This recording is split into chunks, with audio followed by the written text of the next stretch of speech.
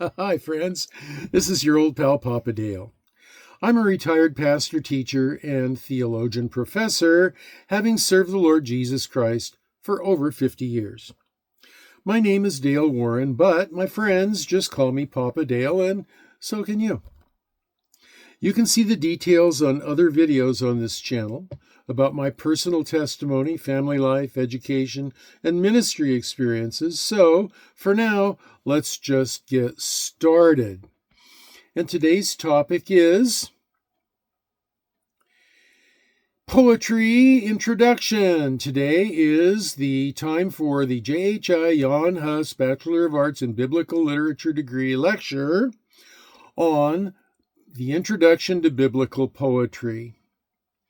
And so there are 5 poetic books of the Christian Bible: Job, Psalms, Proverbs, Ecclesiastes, and the Song of Solomon.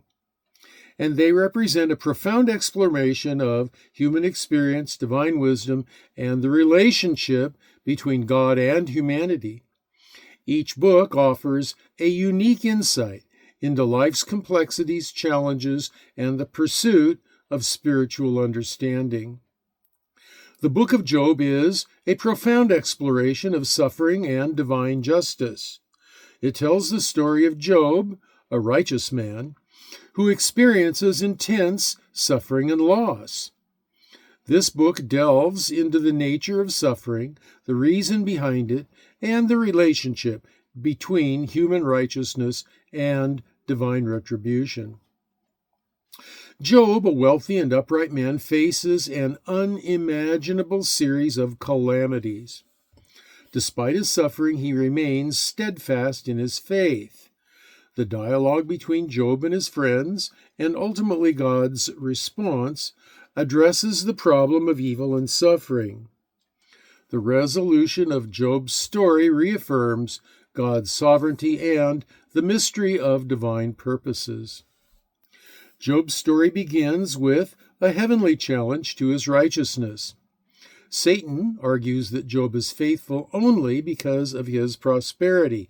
Consequently, Job is afflicted with severe trials, including the loss of his wealth, children, health, wife, and friends. Eliphaz, Bildad, and Zophar arrive to comfort him, but instead they debate him and they cause more suffering, suggesting that it must be due to some hidden sin.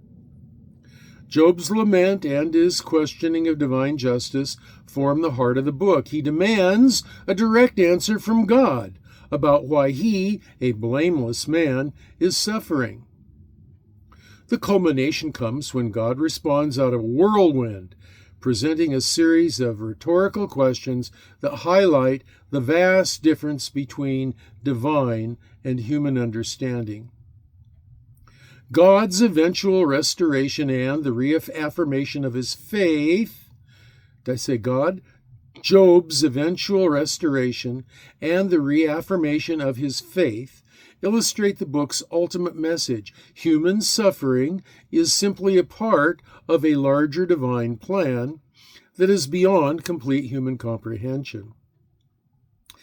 And the second book of poetry is called the Book of Psalms, and it is a collection of hymns, prayers, and poems that express a wide range of human emotions. From despair to ecstatic praise, it's often considered the heart of Israelite worship and devotion, and it reflects both individual and communal experiences. Introduction to the Psalms. Now, the Psalms are a diverse anthology of poetry attributed largely to King David. They encompass a spectrum of emotions and themes, including lament, thanksgiving, praise, and worship. This book is used extensively in both personal and corporate worship, reflecting the deep connection between the worshiper and God. The Psalms are categorized into several types, including lament, thanksgiving, praise, and royal psalms. Lament psalms express sorrow and seek divine intervention, such as Psalm 22, which foreshadows Christ's suffering. Thanksgiving psalms, like Psalm 30, celebrate God's deliverance and faithfulness. Praise psalms, such as Psalms 150, exalt in God's greatness and majesty. And royal psalms focus on the King of Israel, reflecting on his role as God's anointed ruler, while wisdom psalms, like Psalm 1, offer reflections on the righteous and the wicked. The Psalms also contain messianic prophecies that Christians see as pointing to Jesus Christ. They provide a profound understanding of the nature of God and the depth of human experience, forming a bridge between ancient Israelite spirituality and contemporary worship. And then we come to the third book of poetry, the book of Proverbs. And Proverbs offers practical wisdom and moral guidance through a collection of sayings and instructions. Proverbs emphasizes the importance of wisdom in leading a virtuous and successful life. Now, Proverbs is a collection of wise sayings attributed primarily to King Solomon, although other contributors are included. The book is a guide to living a righteous life, offering practical advice on various aspects of daily living, including relationships, work, and morality. The central theme of Proverbs is the pursuit of wisdom. It is personified as a valuable, life-giving attribute that brings blessings and prosperity. The book contrasts the wise and the foolish, emphasizing that wisdom leads to righteousness and fulfillment, while folly results in ruin. Proverbs 1:7 famously states, "The fear of the Lord is the beginning of knowledge," setting the tone for the entire book. Now, Proverbs covers various practical aspects of life, from advice on managing personal finances to maintaining healthy relationships. Its proverbial sayings often use vivid imagery and comparisons to communicate timeless truths about human behavior and divine expectations. The book provides a foundational understanding of living a life aligned with God's principles. And then the fourth book of poetry is Ecclesiastes, and it explores the meaning of life and the human condition through the lens of life's apparent futility and transient nature. It is known for its philosophical approach and reflections on the vanity of worldly pursuits. Ecclesiastes, traditionally attributed to Solomon, reflects on the meaning of life, the pursuit of pleasure, and the inevitability of death. The book grapples with the apparent futility of human endeavors and the uncertainty of life, offering a contemplative look at existence and purpose. The central theme of Ecclesiastes is the vanity of human pursuits. Everything is described as meaningless or vanity. In Hebrew, that's Hebel.